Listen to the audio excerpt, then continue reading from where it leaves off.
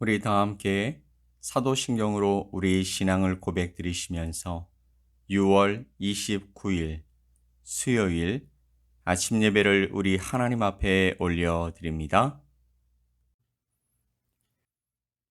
나는 전능하신 아버지 하나님, 천지의 창조주를 믿습니다.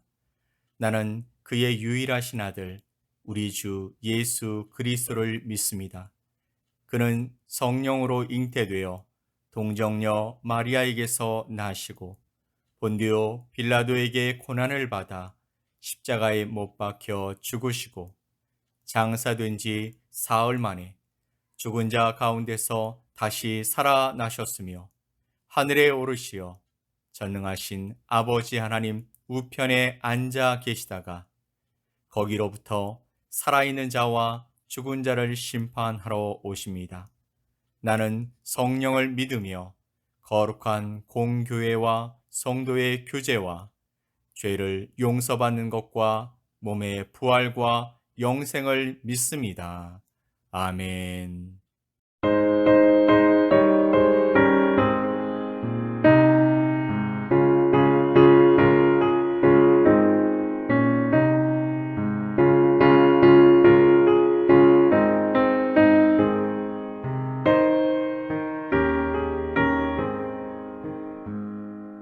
온유한 주님의 음성 내 귀에 속삭이네. 내 마음 문을 두드리니 오 주님을 영접하라. 피하지 말라. 피하지 말라. 우리가 곁길로 피해도 맘속에 오시리. 심판날 당할 때 주님을 넘어질 준비해. 맘속에 주님을 영접하라. 주 영접하라. 사랑의 주 예수 친히 이 땅에 내려오사 문 밖에 서서 기다리니 참 놀라운 사랑이라. 피하지 말라. 피하지 말라. 우리가 곁길로 피해도 맘속에 오시리. 심판날 당할 때 주님을 넘어질 준비해. 맘속에 주님을 영접하라. 주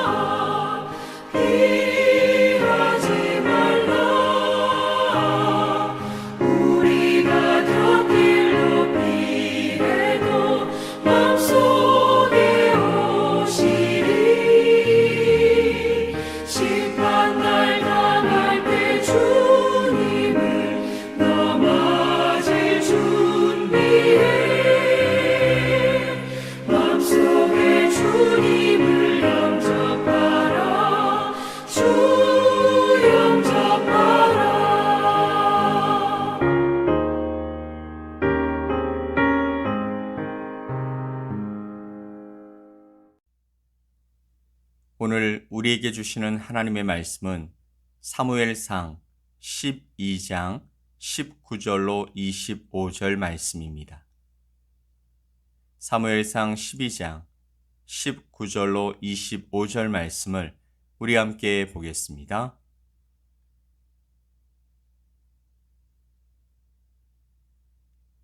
모든 백성이 사무엘에게 이르되 당신의 종들을 위하여 당신의 하나님 여호와께 기도하여 우리가 죽지 않게 하소서.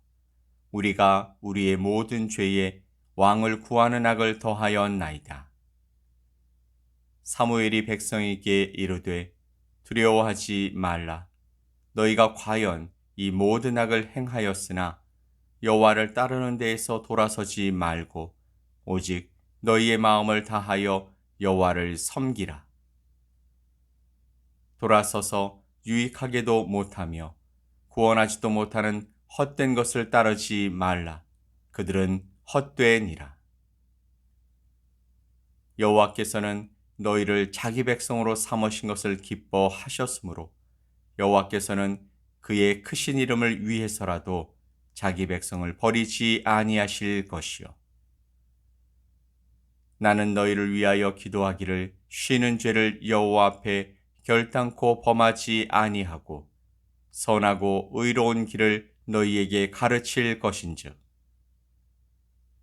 너희는 여호와께서 너희를 위하여 행하신 그 큰 일을 생각하여 오직 그를 경외하며 너희의 마음을 다하여 진실이 섬기라. 만일 너희가 여전히 악을 행하면 너희와 너희 왕이 다 멸망하리라. 아멘. 우리가 하나님의 백성으로 살면서도 답답한 상황과 고통을 경험할 때가 있습니다. 하나님의 백성이라 해서 항상 평탄한 길, 기적 같은 형통한 길만을 걷는 것은 아닙니다. 때로는 욥과 같이 하나님의 특별한 계획 속에서 시험을 당하기도 하고 또 때로는 오늘 본문의 이스라엘 백성들처럼 하나님을 배신하는 죄를 지음으로 말미암아 하나님의 징계 속에 놓이기도 하는 것입니다. 하지만 하나님의 백성들은 어떤 시험과 어떤 고통의 상황에 놓였다 할지라도 살아날 길이 있습니다. 사무엘 선지자는 오늘 본문을 통해서 하나님의 백성들이 다시 살아날 수 있는 길을 가르쳐 주고 있습니다. 그러면 사무엘이 말하는 주의 백성들이 절망과 심판의 자리에서 살아날 길이 도대체 무엇일까요? 오늘 그 말씀을 여러분과 함께 생각해 보길 원합니다. 20절 말씀을 보면 사무엘이 백성에게 이르되 두려워하지 말라. 너희가 과연 이 모든 악을 행하였으나 여호와를 따르는 데에서 돌아서지 말고 오직 너희의 마음을 다하여 여호와를 섬기라. 아멘. 사무엘은 이스라엘이 하나님을 버리고 다른 왕을 세워달라고 한 것이 악한 죄라고 말하면서도 그 죄를 회개하고 하나님을 따르는 데서 돌아서지 말고 하나님만을 섬기라고 권면하고 있습니다. 비록 백성들이 범죄하고 실패했다 할지라도 하나님의 징계에서 벗어나고 또 하나님의 은혜를 누리기를 원한다면 여호와만을 따르며 하나님만을 섬겨야 한다라는 것입니다. 여기서 섬긴다라는 이 말은요, 종으로서 주인을 섬기는 것을 말합니다. 즉 하나님이 자신의 주인이심을 인정하고 마음과 정성과 뜻과 또 힘을 다해 하나님을 받들어 모시는 삶이 곧 여호와 하나님을 섬기는 삶이며 주의 백성이 살아날 길이라는 것입니다. 솔직히 이스라엘 백성이 이런 고백을 하게 된 것은 사무엘이 그들을 향해 경고했고 하나님이 그들을 향해 하신 기이한 일로 인해 두려움을 가졌기 때문이었습니다. 14절로 15절 말씀을 보면 너희가 만일 여호와를 경외하여 그를 섬기며 그의 목소리를 듣고 여호와의 명령을 거역하지 아니하며 또 너희와 너희를 다스리는 왕이 너희 하나님 여호와를 따르면 좋겠지만은 너희가 만일 여호와의 목소리를 듣지 아니하고 여호와의 명령을 거역하면 여호와의 손이 너희의 조상들을 치신 것 같이 너희를 치실 것이라. 아멘. 이를 확증하시기 위해 하나님은 백성들을 향해 초자연적인 현상으로 그들에게 경고하셨습니다. 17절로 18절 말씀을 보면 오늘은 밀 베는 때가 아니냐. 내가 여호와께 아뢰리니 여호와께서 우레와 비를 보내사 너희가 왕을 구한 일 곧 여호와의 목전에서 범한 죄악이 큼을 너희에게 밝히 알게 하시리라. 이에 사무엘이 여호와께 아뢰매 여호와께서 그날에 우레와 비를 보내시니 모든 백성이 여호와와 사무엘을 크게 두려워하니라. 아멘. 현재 그들은 밀을 베는 시기라고 말씀하고 있습니다. 즉 이 시기는 그 지역의 건기에 해당되어지는 때로서 비가 거의 내리지 않는 시기였기에 이런 기상이변은 결국 하나님이 그의 백성들을 향한 분명한 메시지를 보내주시는 것입니다. 그로 말미암아 모든 백성이 크게 두려워 떨게 되었다라고 말씀하고 있죠. 그들은 두려웠고 그 하나님의 징계가 자신들에게 바로 임하게 될까 절망했습니다. 분명 왕으로 인해서 전쟁에 승리했습니다. 그리고 그것이 하나님의 도우심이라고 믿었었는데 그들의 기대와 생각이 하나님의 생각과 달라 놀라고 두려웠던 것입니다. 사랑하는 성도 여러분, 분명 하나님께 구하여 얻은 응답이었습니다. 그리고 그 응답의 결과도 좋았습니다. 하지만 하나님은 그의 백성들의 중심의 마음이 너무도 섭섭하셨고 또 그것이 마음에 들지 않으셨다라는 것을 이 말씀을 통해 알게 되는 것입니다. 마치 탕자가 그의 아버지에게 살아생전 유산을 물려달라고 요구했을 때 그의 아버지의 마음과 비슷한 것이었을 것입니다. 사랑하기에 내어주시기는 했지만 아버지로서 존중받지 못하고 오히려 무시당하는 것 같은 마음이 들게 되었을 때의 그런 섭섭함과 노여움이 아니었을까요?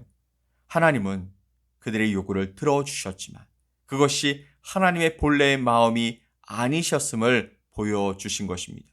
전에도 사무엘에게 나의 백성이 나를 버려 그들의 왕이 되지 못하게 하는 것이라 말씀하셨던 그 마음을 백성들에게 나타내 보여주신 것입니다. 이런 하나님의 진노가 우레와 비로 나타나자 백성들은 두려움과 절망에 빠집니다. 그때 사무엘이 나서서 백성들에게 그 죄악에서 돌이켜 마음과 뜻과 힘을 다해 하나님을 섬기는 데서 떠나지 말라라는 말씀을 듣게 됩니다. 그들이 살 길은 하나님을 경외하고 진실함으로 섬기며 살아가는 것뿐이었습니다. 그러면 구체적으로 하나님을 경외하고 진실함으로 섬기며 사는 삶이 무엇이겠습니까? 사무엘은 계속해서 말합니다. 21절 말씀에 돌아서서 유익하게도 못하며 구원하지도 못하는 헛된 것을 따르지 말라. 그들은 헛되니라. 하나님 외에 다른 것을 의지하지 말라는 것입니다. 다른 것을 따르고 거기에 마음을 빼앗기지 말라는 것입니다. 왜냐하면 그것이 백성들을 유익하게도 구원하지도 못하기 때문이라 말씀하십니다.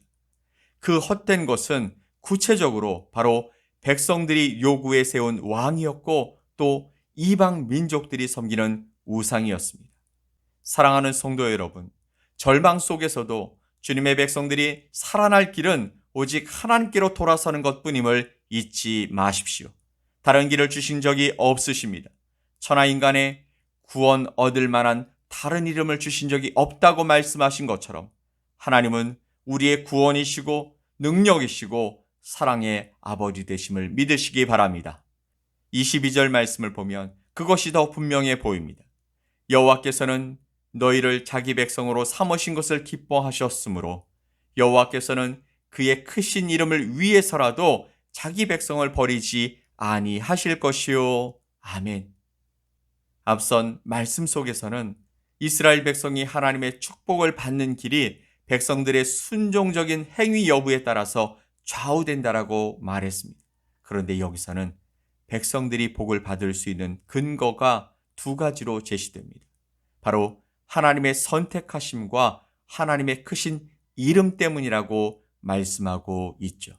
즉 하나님께서 많은 민족들 중에서 특별히 이스라엘 민족을 선택하신 사실과 그 백성을 향한 하나님의 변하지 아니하시는 신실하심 때문이라고 말씀하고 있는 것입니다.